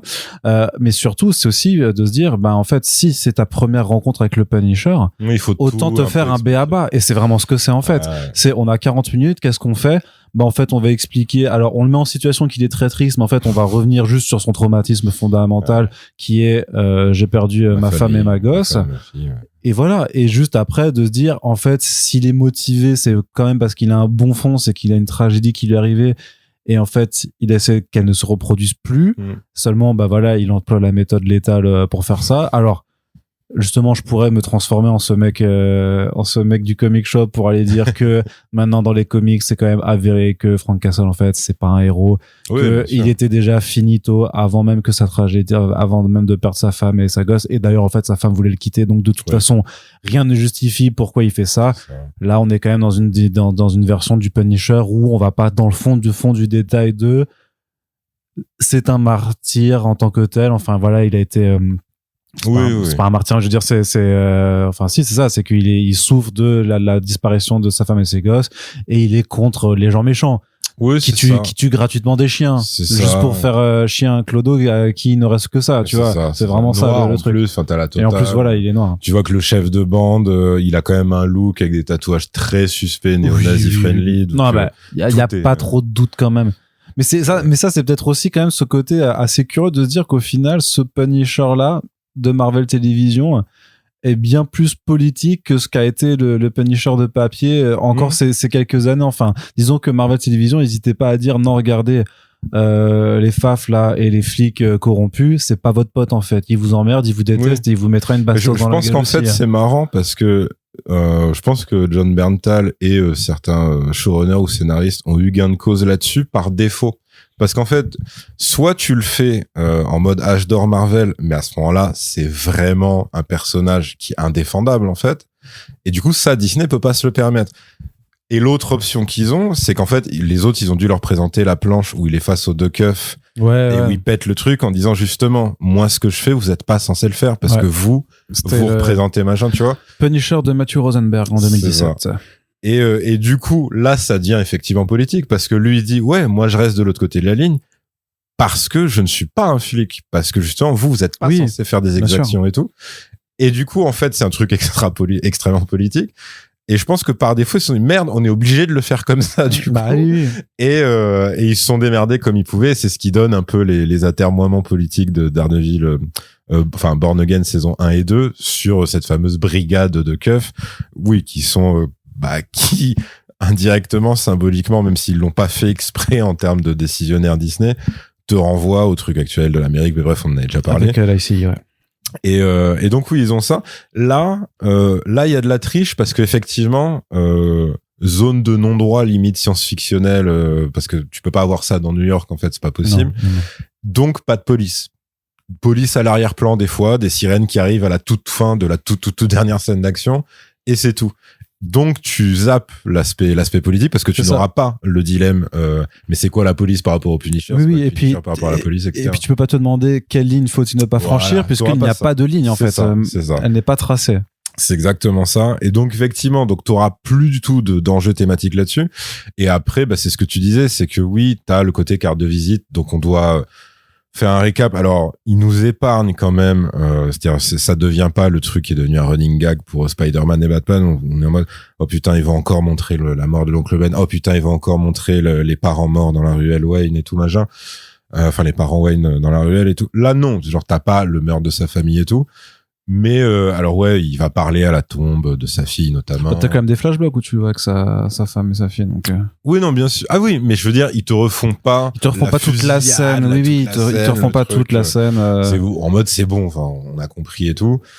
Et alors après, par contre, oui, t'as ces flashbacks / hallucinations où il se met à parler donc c'est Curtis, son ancien collègue Renoir. Ouais. Donc, c'était celui de la saison 1 du Punisher, je sais même pas s'il est dans la 2. Si, dans la 2 aussi, il me semble qu'il y était, ouais. Donc voilà, c'est en mode, souviens-toi quand on était soldat à la guerre, ce qui est aussi un trauma, évidemment. Donc oui, d'accord, enfin, je pense qu'on comprend. Les apparitions ne servent pas à grand-chose, en vrai. C'est juste lui face à sa culpabilité. Oui, puis c'est des clins d'œil sympas. C'est sympa de faire revenir Curtis, c'est sympa de faire revenir Karen Page aussi. Voilà, du coup, t'as Karen Page. Alors, avec ce truc... qui reconfirme le truc de la saison 2 qui était dit implicitement par la psy dans leur interrogatoire musclé. C'est en fait, ils ont eu une liaison, mais c'est juste que tout le monde a eu la flemme d'écrire et de filmer ça dans une quelconque série. Donc c'est juste comme ça. Donc effectivement, il a toujours ce truc où il hallucine, elle est devant lui, dit t'es avec moi. Et puis non, évidemment, il est tout seul dans un appart miteux. Et donc voilà, ça c'est son état mental. C'est les scènes qui sont censées être émouvantes et qui ne marchent pas parce que tu dis Ça, c'est parce que t'as pas de cœur, toi. Non, parce que c'est vraiment un flashback et même c'est un flashback de flashback où en fait tu l'as dans sa réapparition dans Born Again saison 1 et tu l'avais déjà en flashback récurrent dans ces saisons de sa série à lui. Époque Netflix. Donc t'es là, tu dis ok, ça prend quand même beaucoup de place parce qu'au début je me suis dit mais attends, le truc fait quoi, 42 minutes ou un truc comme ça. Ouais, pas beaucoup plus avec le générique. Ouais, voilà, et donc je me suis dit attends, mais ça met du temps à démarrer là parce que du coup tout ça je le sais, je l'ai déjà vu, merci et tout. Ça pour moi c'est vous avez rallongé le previously. Vous l'avez fait en 25 minutes, c'est beaucoup quand même. Mais rappelle-toi, toi tu es fan, toi tu as tout regardé. Ouais, toi, tu es assidu. En plus, mais pour moi, tu te le fais en previously, tu mets un tunnel de 10 minutes et après tu démarres. Ouais, bah au final, ils en prennent juste le double. Ça dure une vingtaine de minutes quand même, quoi. 25 minutes. T'as 22, je crois, ou 23 minutes vraiment de pure exposition. Avec la la vraie installation de faux personnages, c'est-à-dire des personnages qui en fait n'existent que pour ce type c'est-à-dire c'est des bonjour, en fait, je suis presque un fusil de Tchekhov mais encore moins bien écrit. C'est-à-dire qu'est-ce qu'il fait Franck tous les matins? Bah il va s'acheter son petit café et puis en fait dans ce fameux diner où il y a encore l'ombre d'HBO d'ailleurs parce que l'acteur qui fait le tenancier, c'était le mec qui faisait Bubbles dans The Wire, qui est un bête d'acteur pour le coup, que t'as vu dans Super toi. Qui avait d'ailleurs le même rôle, à part que c'était un diner, c'est le collègue de Crimson Bolt. Et donc évidemment, il a une petite fille qu'il aime plus que tout au monde. Ce serait-il pas un petit clin d'œil sur à un moment quelqu'un va la prendre en otage ou la mettre en danger et Franck qui est là est en mode grizzly, carapace, je parle à personne parce que l'autre il veut lui offrir le café parce qu'il a été suffisamment patient parce que zone de non-droit, donc il y a un mec qui fout la merde et le mec est obligé de le virer. Et Franck, au moment où le mec lui dit non, c'est bon, vous avez eu trop d'attentes, c'est pour la maison et tout. Franck le regarde lui offrir le café, un regard mort, il le fixe dans les yeux, il lui sort un billet, il le pose, il prend le café, il se casse sans un mot et tout, pendant que la petite fille le reconnaît en fait. Il y a ça aussi. Est-ce que c'est pas... Et donc là, tu réalises que dans ce monde, par contre, il y a de la triche sur un second niveau. C'est que le Punisher est populaire même chez les enfants. Parce qu'il y a vraiment ce truc de t'as pas reconnu Captain America, calme-toi, par contre. C'est ça. et le truc alors effectivement le placement de l'enfant est là parce que c'est le truc qui permet à Franck en fait de se rappeler son histoire et d'agir donc pour presque comme Batman pour le coup, de se dire faut pas que ma tragédie arrive à d'autres. Cet enfant, est-ce que ce serait pas un écho de ma propre fille? Voilà, c'est ça. Et c'est toujours le truc effectivement un petit peu gênant de se dire alors ce père quand il sert les cafés, est-ce que c'est pas moi quand j'égorge des gens? Punisher qui est l'idole des enfants, ça marche pas quoi. Ça marche pas du tout. C'est vraiment genre non, en fait tuer c'est mal quand même de base. En plus quoi. le mec, il a pas pu avoir la propagande publicitaire que les Avengers ont eu dans ce monde-là. Lui, c'est un mec des faits divers dégueulasses qui est recherché par la police. Il est pas présenté comme ça et même parce qu'il est sale en plus. Ah oui, en plus oui là quand il est en mode incognito, il est en mode hoodie capuche. Non, je pensais pas à ça, mais je dis que même quand il rend la justice à sa façon, il y va de façon super sale. Ah oui, quand je dis fait divers glauque, c'est ça. C'est au grand max, c'est un mec de Flash Info que tu vois d'ailleurs, qui sont pour certains dans le truc, parce qu'il est toujours recherché. Et en gros, voilà, donc t'as ça, et après t'as juste une seconde, en sachant que, allez, on va dire une troisième installation, parce qu'en fait, évidemment, la scène d'intro et que ce pauvre SDF, c'était aussi une installation pour la scène d'outro, de conclusion. Mais tu as donc une voiture qui le suit, une voiture en plus plutôt voiture de luxe et tout machin, de temps à autre. Puis au bout d'un moment, il rentre chez lui. Là, la voiture est là. Il y a un gars, genre un Renoir ultra baraqué qui est là. Donc je lui dis ok, qu'est-ce qui se passe et tout. Est-ce qu'on doit se rentrer dedans? Et là, t'as une meuf en fauteuil roulant qui arrive et commence à lui raconter sa vie. Donc toi, t'es là, tu fais putain. Déjà, c'est chiant, mais alors s'il y a un crossover, le Punisher, le Téléthon, on va pas s'en sortir, quoi. Et en gros, la meuf dit voilà, en fait, parce qu'au début, moi, je me suis dit quoi? Genre c'est une meuf qui lui demande de l'aide parce qu'elle se présente à lui en mode comme toi, Franck, toute ma famille a été tuée et tout machin. Du coup, là, parce que de base, il la calcule pas. T'es pas obligé de faire le geste de la télécommande de chaise roulante. Non, c'est que je tapote nerveusement. Ça faisait vraiment genre, t'étais en train d'imiter la vieille. Genre Stephen Hawking. Oui, c'est ça. Vraiment. Qui était, enfin bref, j'allais faire un pont avec Coucou Gérald. Je veux dire Stephen Hawking qui était aussi impliqué dans ce truc-là. Dans quoi? Ce truc-là. Le thème du... Ah bah oui. Ouais, ça m'avait buté. Parce que tu dis, mais attends, comment il a fait physiquement? Oui. mais en gros, c'était juste un truc pour qui s'arrête, parce que lui, de base, il la calcule pas. Il me dit, ouais, toute ma famille a été tuée. Sauf que là, petit, je veux même pas dire plot twist, non, une petite surprise de dialoguiste, on va dire, c'est qu'elle décrit sa famille. Et en fait, toute sa famille, c'est une famille de mafieux qui a été intégralement exécutée par le Punisher. Par Franck, ouais. Et qui est un bon clin d'œil parce que pour le coup, c'est la famille Gnucci et qui fait partie de... Dans les comics, il y a un truc, oui, c'est Garcenis et Steve Dillon et c'est hyper bien. C'est un très très bon arc. J'espère qu'ils sont heureux de voir ce super flashback. Ça leur rend hommage. Mais le clin d'œil est sympa. Mais oui, le fait d'avoir pas pris un nom italien au pif. C'est ça, ils auraient pu prendre Tomasini et genre, voilà, ils auraient pu. T'aurais encore plus kiffé, du coup. Moi, j'aurais kiffé, j'aurais demandé des droits d'auteur, mais. Et du coup, alors, ce qui est marrant, c'est qu'en plus, pour te faire bien comprendre que même si elle est sincèrement endeuillée et en peine, elle a quand même tort, c'est que le dernier dit, ouais, il y en avait un, il était pas dans le système mafieux, c'était, donc mon plus jeune fils, je sais plus si c'était un artiste ou comment elle le décrit. Et là, elle a la phrase, et toutes ces rumeurs sur ces petites filles étaient infondées. Et là, tu fais oh. Donc effectivement, et là, oui, t'as son exécution bien sale par Franck qui arrose leur bagnole d'abord. Donc c'est comme ça qu'elle est handicapée et ensuite qui le sort, qui sort le fusil et qui lui explose en mode American historique sur le trottoir, qui lui explose la gueule. Et donc là, elle lui dit, et donc c'est à 15h15 ou je sais pas quoi, tel jour que tu l'as tué. Et donc là, on est à 1 heure de ça, je crois. Et aujourd'hui, ça fait un an pile, à 15h15, en gros, j'ai mis une prime de je sais pas combien, 1 million sur ta tête ou je sais pas quoi. Ouais. Toutes les petites crapules de la ville vont fondre sur toi, ils ont ton adresse et c'est toi et ta chance maintenant. Salut Franck. Ce qui est super en plus, c'est que elle sait du coup que Frank Castle c'est quand même un mec surentraîné et vraiment très efficace pour tuer. Elle lui laisse 1 heure. Voilà, c'est ça, elle se dit quand même prep time. Je vais le prévenir. Ce qui n'a, bon, après, c'est, voilà, c'est, ça aurait pu être un flex de famille mafieuse, mais à ce moment-là, tu le laisses pas 1 heure, en fait. Ouais. Tu le préviens. Ah, au fait, ils sont là.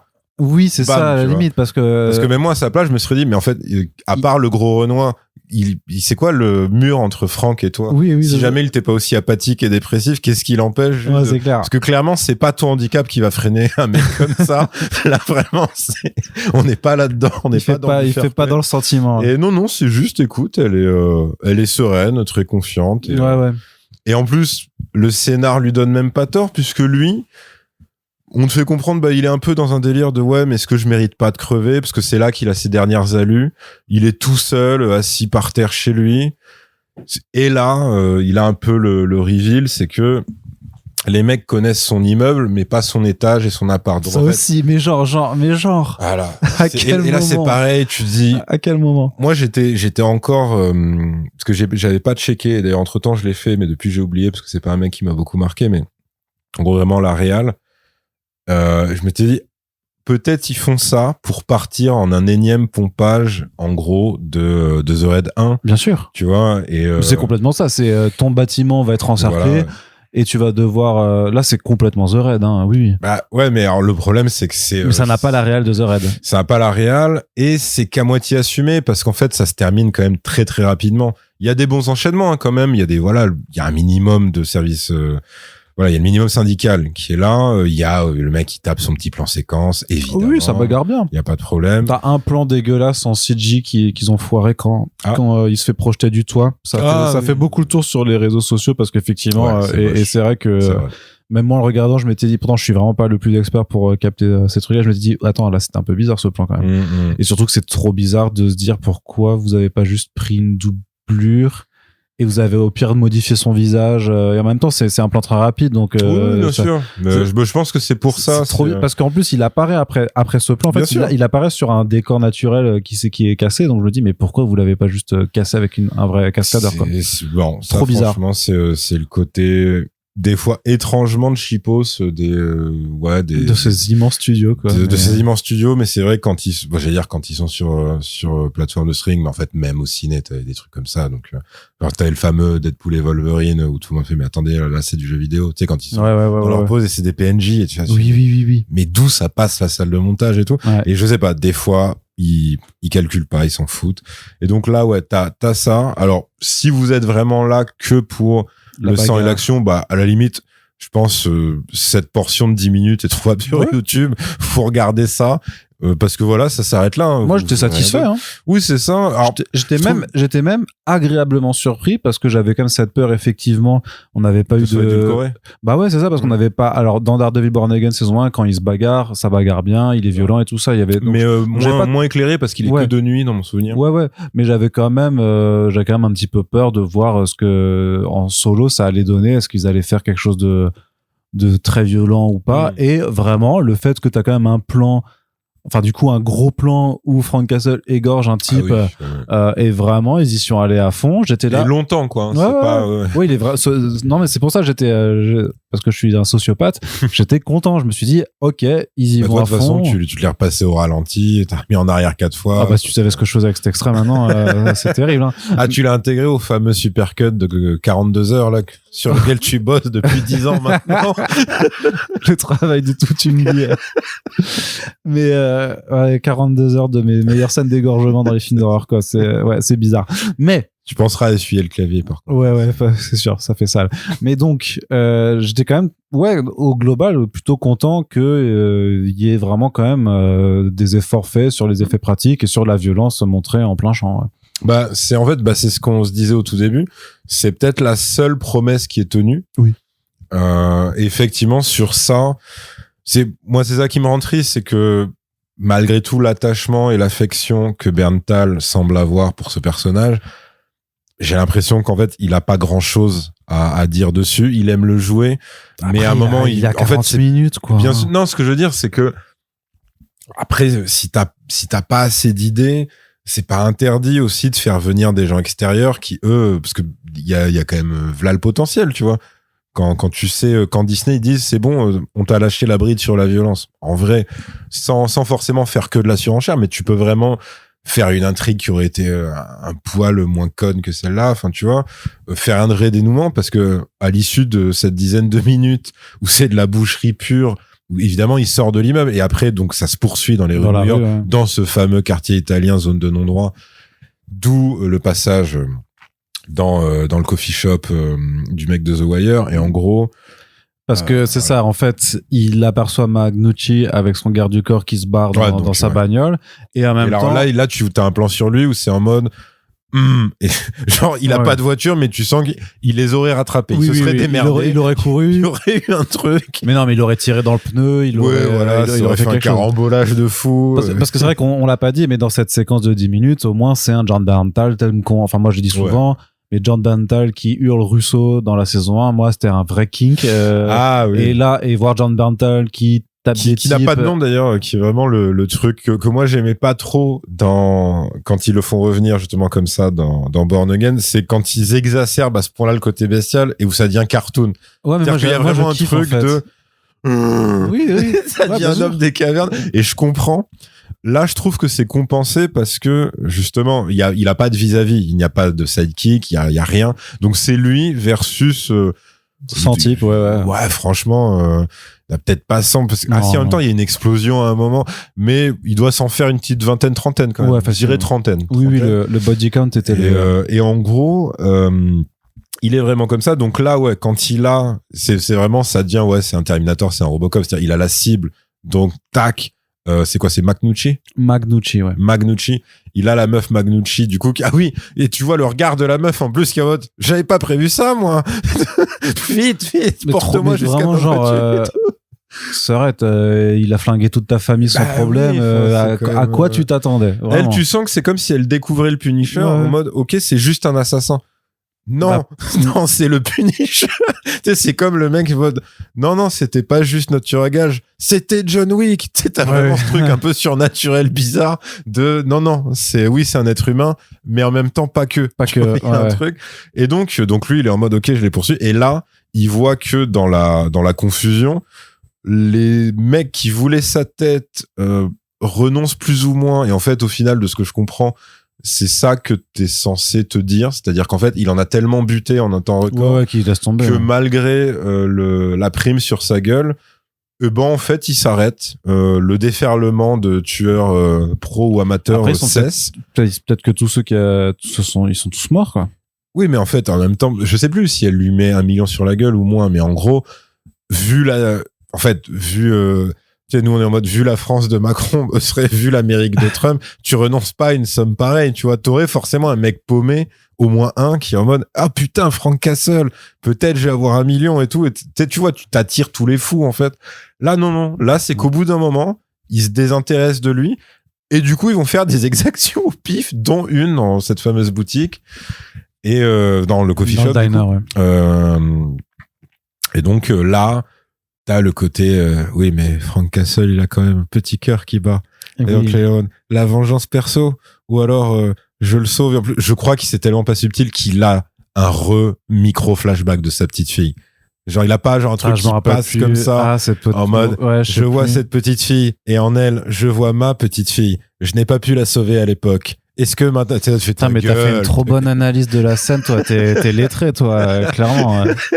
Ah, c'est vrai que là, ça demande vraiment des années d'études. Bah, j'ai l'impression. Et donc les mecs, ils te font ça en mode appel de phare. Vous avez compris? Le mec, c'est vraiment t'as le truc de spoof movie avec le mec qui sort la pancarte. En fait, là, voilà ce qui se passe dans la tête de Franck. Oui, je pense que tout le monde l'a. Et donc, voilà, c'est là qu'il fait un deuxième bon petit égorgement avec du verre, je crois, sur le comptoir avec les bouteilles. Ouais. C'est là qu'il le traîne sur tout le comptoir. Et c'est là que tu vois que, ouais, il la sauve, mais ça ne peut pas être un héros, parce que globalement, si c'était une série normale, ce qui n'est pas le cas, enfin, un téléfilm normal, on va dire, ce qui n'est pas le cas, la petite serait traumatisée. Parce que là, du coup, tu n'as que le père qui est traumatisé. Le père, il est recroquevillé avec sa fille contre ses bras. Il regarde Frank Castle en mode, en fait, Frank Castle lui fait un signe de tête qui était le même, évidemment, installation, foreshadowing subtil, le même que quand il prend son café. Il y a même pas de grognement là. Là, il y a juste le hochement de tête, visage fermé, avec le mec qui tremble, qui a les larmes aux yeux et qui lui fait un micro hochement de tête en mode oui, merci. Pitié, partez maintenant. Et là, t'as la petite qui est en mode limite pouce en l'air. Franck, t'es mon héros pour la vie. Et là, tu fais, mais qu'est-ce qui se passe? Je veux bien et tout. Les enfants sont de plus en plus précoces. Peut-être elle a eu GTA 6 en avance, tu vois, on sait pas. Mais là, c'est quand même très, très, très téléphoné. Ouais. Et donc là, écoute, sa tête, peut-être elle lui fait un cadeau, en fait. Elle lui offre elle lui offre un truc, c'est ça? Elle lui offre une fleur en papier mâché. Son dessin, son truc. Oh là là. Par contre, il a sa réaction de merde en plus. Ouais. Bah, il est là, il fait une fleur en papier, qu'est-ce que j'en fais? Il arrive pas à lui sourire, c'est terrible. Il y aura pas de contre-chance. Non, effectivement. Mais par contre, non, il a pas de flashback de sa fille quand il prend la décision. C'est quand même pas si c'est pas si. Non, mais voilà, il accepte le cadeau, puis il s'en va. Et c'est ça, mais en fait, c'est vraiment genre la parodie du truc de héros pour enfants qui serait allé, tu sais, genre qui ferait un petit truc sur une petite tape sur la tête et tout, allez. Genre, salut kiddo. Salut kiddo et tout. J'ai encore des gens à sauver, sauf que lui, en fait, il fait un hochement de tête, il dit rien, et c'est ce qu'il pense, c'est j'ai encore tellement de gens à tuer. J'ai tellement. Et t'as le contre-genre sur la petite qui sourit, etc. Mais qu'est-ce qui se passe? Même si la tentative, c'était de nous dire, certes, voilà, c'est un mec qui est marginal parmi les autres super-héros et même parmi les autres anti-héros, mais voilà, il a cette espèce d'utilité sociale de bois absolu. Même ça marche pas tant que ça, parce que, encore une fois, le côté hors du temps et de l'espace new-yorkais fait que tu dis, mais ça peut pas exister, ça, en fait. Après, voilà, ce sera une énième Enfin, c'est un énième crédit sur de la suspension d'incrédulité où c'est on vrai va le voir dans le prochain Spidey, on va tous se dire ouais bah, et puis même si ça se trouve ils vont dire au détour d'un dialogue mais tu sais ma tête est toujours mise à prix par la mafia, tu vois, c'est totalement possible, enfin tu sais, parce qu'au final c'est ça la vie du Punisher dans les comics. Tous les truands sont censés toujours vouloir le buter et c'est juste par crainte que de toute façon ils y arrivent pas, parce qu'ils y arrivent pas, etc. Mais ouais. C'est vrai que ce que tu notais, c'était que à la fin, en fait, quand il sort du diner et que il a buté tout le monde, c'est là où tu vois une ambulance qui apparaît et deux voitures de flics aussi. Oui. C'est là que quelque part, il passe devant très tranquillement. L'ordre, oui, c'est ça. Il est plein de sang, hein, évidemment, vous vous en doutez. Et personne le reconnaît, mais en même temps, tout le monde est en train de voler des trucs et tout ça, donc. Ça a muté en émeute, hein, évidemment, voilà. Ils ont peut-être autre chose à faire, quoi. Et en fait, la petite fleur que la fille lui a offerte, il va la déposer sur la tombe de sa fille. Ben voilà. Oui, c'est ça. Oui, effectivement, ils le font dans le sens inverse. Et pour moi, le one last kill, en fait, du titre, c'est quand qu'il voulait se buter. C'est quand il veut se suicider. C'était ça, en gros, c'était cette dernière mort à donner qui était pour lui-même, mais au final, qui n'arrive pas. C'est ça. Je pense que c'est ça, quoi. Mais du coup, ça devient 1000 last kills. Ça, ouais. mais en gros, en fait, c'est ça que je trouve dommage, c'est que je pense que ce serait une erreur de dire le problème c'est le bourrinage ou le problème c'est la simplicité de l'histoire ou le problème c'est intrinsèque au personnage du Punisher, parce qu'en fait des personnages comme ça et des histoires comme ça, il y en a dans des trucs qui fonctionnent déjà en termes de mise en scène d'action et d'intrigue d'action. Comme t'as dit, tu vois, effectivement, pompage de The Red, c'est mieux, mais même si t'enlèves le côté maestria et virtuose de la caméra et des chorégraphies de combat, juste tu t'ennuies pas, en fait. C'est aussi ça le truc. Ça, attention. Et il y a pas aussi ce côté quand même très carry, où là, je sais pas si ça vient de Bernto lui-même, parce que là, ça fait très fan service quand même. C'est que le début de son 1 contre 30, donc c'est qu'en fait donc lui il est tout seul chez lui, il regarde par le Judas, il voit que effectivement les mecs commencent à fracasser des apparts un peu partout et il se recule, il est toujours pas chaud pour intervenir, et là en fait les mecs quand ils peuvent pas ouvrir une porte, ils balancent de l'essence. Voilà, ils balancent de l'essence en dessous et ils foutent le feu. Et donc là vraiment encore une fois putain la symbolique quoi. Genre traverse les flammes pour truc d'étage. Oui, je pense qu'on a compris, monsieur. Est-ce que vous pouvez nous laisser tranquille avec votre symbolique, s'il vous plaît? Je pense que c'est bon et tout. Et là, grosse musique de métal, pour le coup. Du coup, c'était qui? Parce que c'est ton expertise. Je crois que c'est Disturbed. Ok. Si je me rappelle bien, faudra que je me remette. Vraiment, c'est le plan. Il court au ralenti contre sa propre porte parce que oui, c'est quand même un mec. Dans sa sauvagerie, il aime bien flexer. Il pourrait ouvrir cette putain de porte puisqu'il est chez lui. Non. Il fonce dessus, il défonce sa porte de l'intérieur et il est au ralenti quand il fait ça. C'est là qu'il traverse les flammes. C'est là que t'as ce fameux morceau.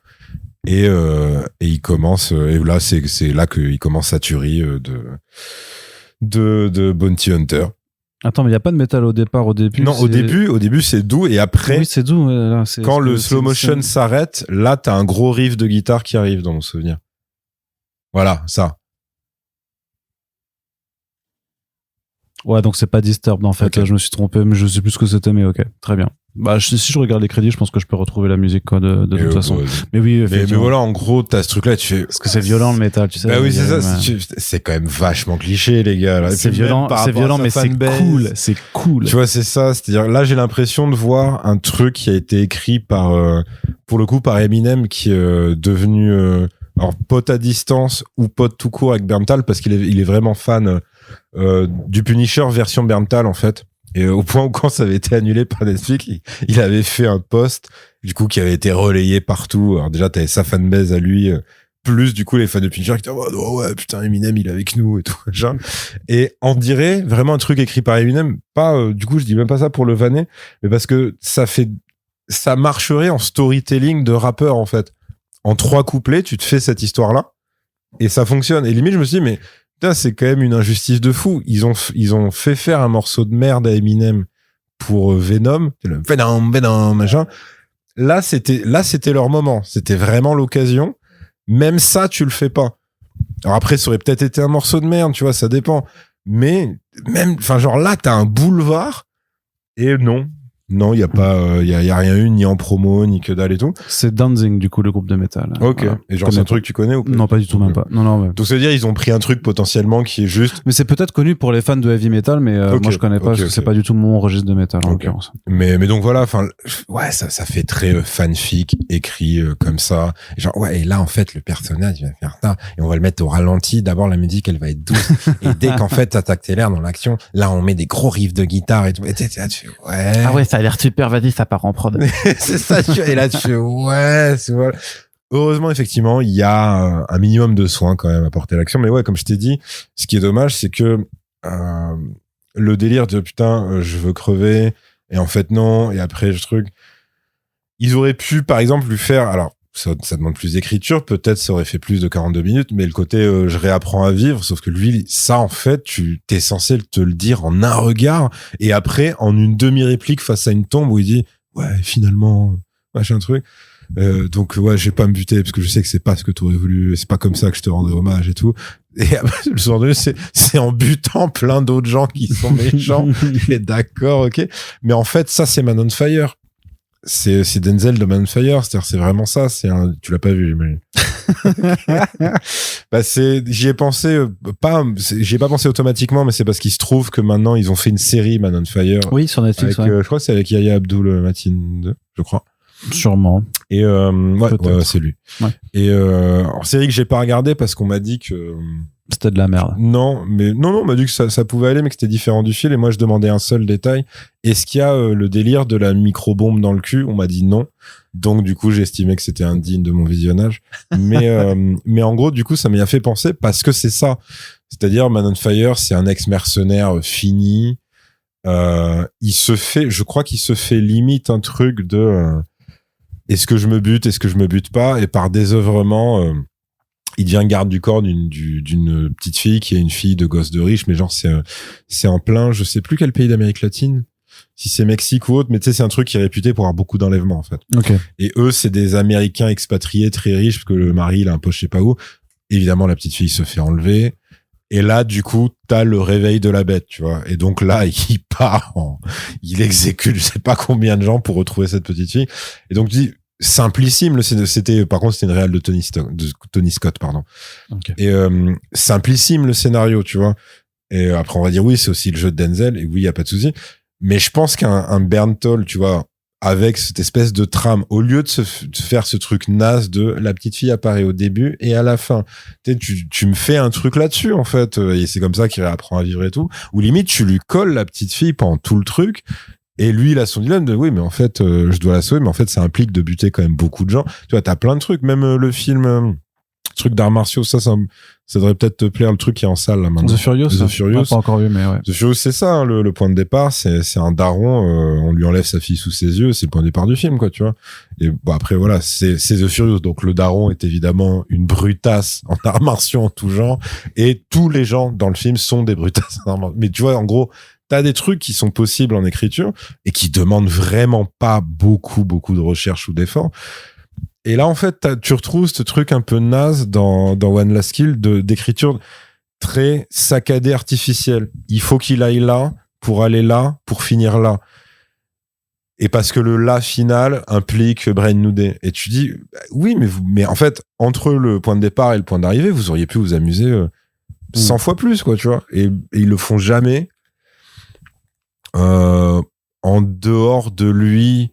Et même lui, des fois, parce que lui, il joue bien, mais des fois, je trouve qu'on lui a écrit des trucs qui sont tellement lourdingues. Bah, c'est lui qui se les a écrits, hein, a priori. Et c'est vrai, tu vois, et c'est ça qui me saoule, c'est que ça me rend triste, parce que je me dis, putain, il a beau aimer le perso, quand même. Là, il faudrait, je sais qu'il est pas tout seul à écrire, mais il faudrait, je sais pas, un regard vraiment extérieur qui arrive et qui dit, en fait, ça, en termes de fiction, c'est pas assez costaud, quoi. Il vous faut plus de matière, plus d'épaisseur, parce que là, en fait, si, effectivement, t'as dit tout à l'heure, si tu regardes le truc et t'as pas suivi, tu vois, rien d'autre, je sais pas si j'ai envie de suivre les aventures d'un mec comme ça, parce qu'en fait, le personnage, il est vide.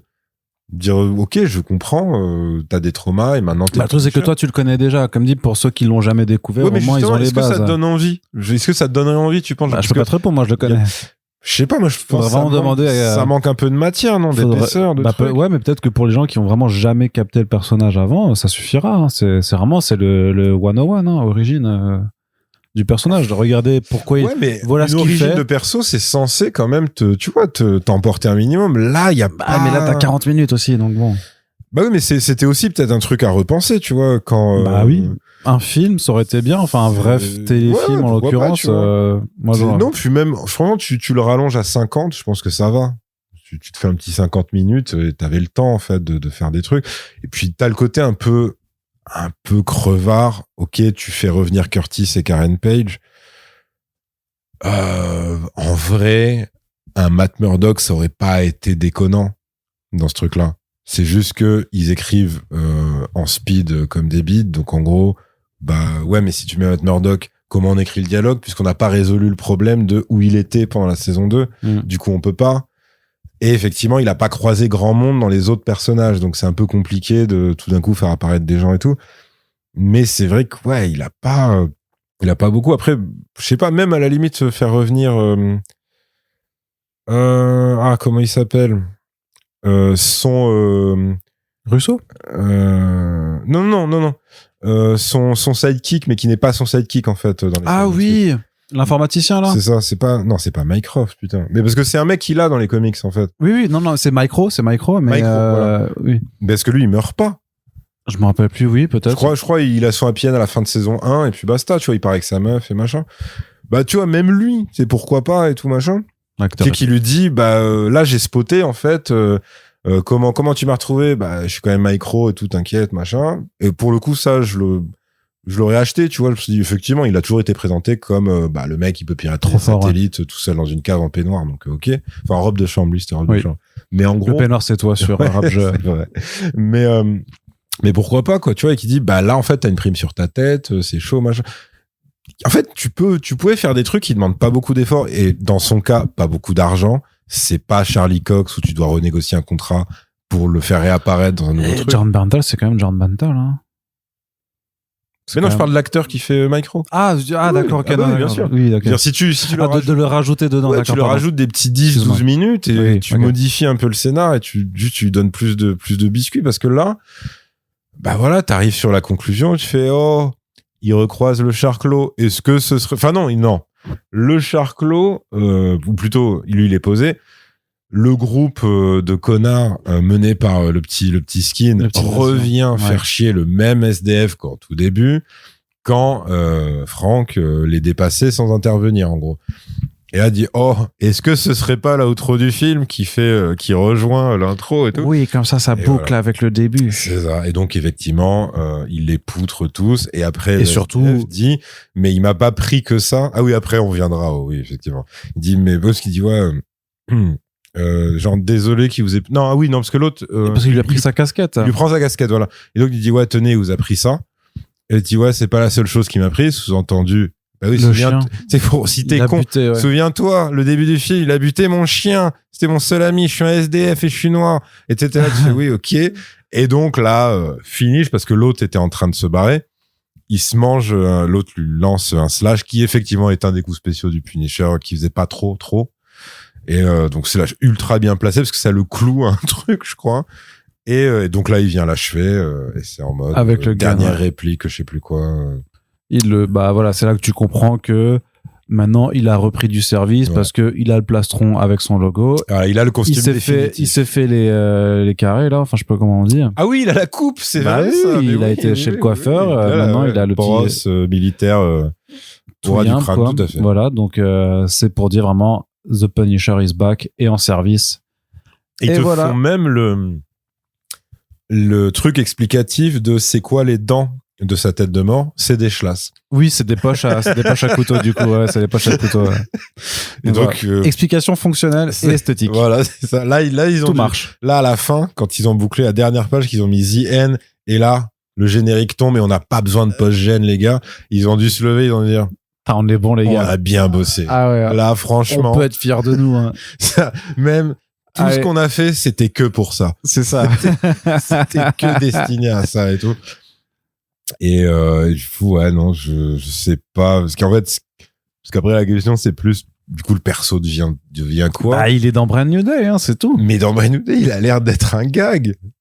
C'est quand même très bizarre leur gestion. Bah oui, mais parce que tu peux gérer le personnage dans un autre contexte. Effectivement, dans le contexte d'un film Spider-Man, bah, ce sera le mec qui bute des types et que Peter Parker va lui dire soit l'empêcher de faire ça. Bah, c'est ce qu'ils installent dans le trailer, hein, très clairement. Ouais, mais tu sais pas dans quelle mesure il le conseille ou il va vraiment l'entraver, tu vois. Bah, t'as le côté, c'est pas la première fois parce que t'as vraiment ce truc, putain, Franck, encore toi, machin. Je t'ai dit, tu devrais, et l'autre qui pareil, c'est pas la première fois qu'on se voit, mais tu me fais chier, moi je préfère les buter, t'es chiant. Mais t'as vraiment ce truc, bam, et tu fais, putain, mais Franck, tu m'as tiré dessus, et tout. Effectivement, ce qui est leur relation comics, hein, ce qui est réel, tu vois. Mais tu dis, ça ne cohabite c'est jamais en termes de tonalité avec ce qu'on vient de voir. C'est ça, le truc qui est bizarre, c'est que quand tu le vois dans les comics, en fait, t'as une habitude, parce que ça fait effectivement, bon, aujourd'hui, en tout cas, ça fait longtemps, quoi. Piges, voilà, c'était 76, hein, je crois, donc ça fait 50 piges que il me semble que c'est en 1976, qu'il apparaissait dans un numéro d'Amazing Spider-Man. Qu'est-ce que je veux dire? Voilà, au cinéma et à la télévision, tu les as jamais vus interagir une seule fois ensemble. Ça a toujours été deux tonalités qui n'ont rien à voir. Donc, effectivement, ça fait, quand t'as eu l'habitude de suivre les deux personnages séparément, c'est très bizarre d'avoir ça fait forcer, en fait. Bah, c'est-à-dire, là, tu dis, en fait, c'est Castle qui va se fondre dans le côté un peu légèreté de Brand New Day, du coup, de Spider-Man version MCU. Là où l'inverse aurait été complètement impossible. C'est-à-dire que là, si t'imagines One Last Kill et au milieu, t'as Tom Holland qui déboule et qui commence à voir ce qui se passe. Mais où je suis, putain, qu'est-ce qui se passe et tout, Zendaya, merde. Non, mais c'est pas possible. Enfin, tu sais, il voit le truc. Je pense même lui, il est traumatisé. Il fait, mais faut tous vous enfermer. Vous êtes, ça va pas ou quoi? J'ai connu Thanos, mais ça, c'est ma limite. Oh, putain. C'est 74 ans, donc plus que 50 ans maintenant. Ouais, ça fait 52 ans là. Ah ouais. Donc bon, qu'est-ce qu'on attendra? On attendra de voir dans Brand New Day. On en reparlera à ce moment-là. Tu m'as dit qu'il revenait. Tu m'as dit qu'il revenait ou qu'il revenait pas lui dans saison 3 Born Again phototournage. Je t'ai rien dit du tout. Non, parce que tu m'as dit il y en a certains qui reviennent, qu'il y a Kingpin, qu'il y a Iron Fist. Ouais. Mais lui, il a pas été vu. En tout cas, moi, je n'ai pas vu de photos de tournage de lui dans la saison 3 de Born Again, effectivement, pour l'instant. Et s'il y en a eu, peut-être que vous êtes plus à suivre les comptes de photos à la volée, mais moi j'ai oui, non, les mecs vénères qui pistent. C'est comme ça, mais c'est comme ça que c'est tournage. Oui, c'est les paparazzis, c'est comme ça que tu l'apprends en fait, hein, du temps.